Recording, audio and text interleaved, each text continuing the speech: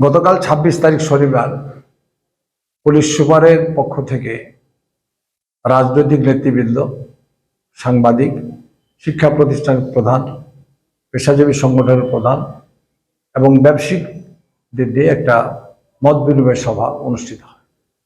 এখানকার সভা ছিল চাঁপাইনবাবগঞ্জ জেলার আইন শৃঙ্খলা পরিবেশ পরিস্থিতি, তাজাবাজি বা সন্ত্রাসী ইত্যাদি বিষয়ে মত বিনিময় সভা। সেখানে সকল পেশার মানুষই এই মত বিনিময় সভায় অংশগ্রহণ করে। এর মধ্যেই একজন আওয়ামী লীগের ব্যক্তিত্ব, মুক্তিযোদ্ধা, উনি বক্তব্য শুরু করেন এবং সাবজেক্ট বহির্ভূত উনি কোনো সন্ত্রাস বা চাঁদাবাজির এই ব্যাপারে কোনো আলোচনা না রেখে ৫ই আগস্টকে উনি মুক্তিযুদ্ধের সাথে একটা সমকক্ষ করে কথা বলতে চায় এবং মুক্তিযুদ্ধের যে 5ই আগস্ট এটা বড় কিছু নয়, এই ধরনের বক্তব্য আসার সাথে সাথে তার প্রতিবাদ স্টার্ট হয়ে যায়। এবং এই প্রতিবাদটাকে আমি এটাকে থামানোর জন্য ওনাকে বলি যে এই ধরনের বক্তব্য না দেওয়ার জন্য আপনাকে অনুরোধ করছি, আপনি সাবজেক্টে বক্তব্য পেশ করুন। এই মর্মেই ওনাকে কর্তৃপক্ষ বক্তব্য দেওয়া থেকে বিরত রাখেন এবং বক্তব্য সমাপ্ত হয়ে যায়।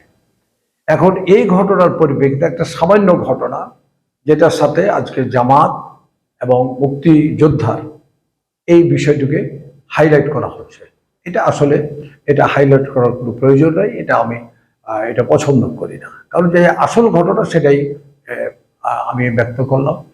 আর মুক্তিযুদ্ধের ব্যাপারে আমি এতটুকু বলতে চাই যে আমি ৬৯ সাল থেকে গণ অভ্যুত্থান থেকে মিছিল করি এবং আমার সামনে মুক্তিযুদ্ধ হয়েছে, আমার পরিবার মুক্তিযুদ্ধের সাথে জড়িত, আমার পরিবার, আমরা মুক্তিযুদ্ধ মানে শহীদ পরিবারের একজন ছেলে, সেহেতু মুক্তিযুদ্ধকে খাটো করে দেখার কোনো অবকাশ নাই বা মুক্তিযোদ্ধাকে খাটো করে দেখার কোনো অবকাশ নাই। মুক্তিযুদ্ধকে আমরা সম্মান করি, আমরা মুক্তিযুদ্ধকে লালন করি এবং এটা একটা বিতর্কের ঊর্ধ্বে থাকতে হবে। এরপরেও আমরা যে ২৪-এর যে আন্দোলন ৫ই আগস্ট, এটাকেও আমরা লালন করতে চাই, এটাকে মূল্যায়ন করতে চাই। কারণ স্বৈরাচার বিরোধী আন্দোলন ছিল।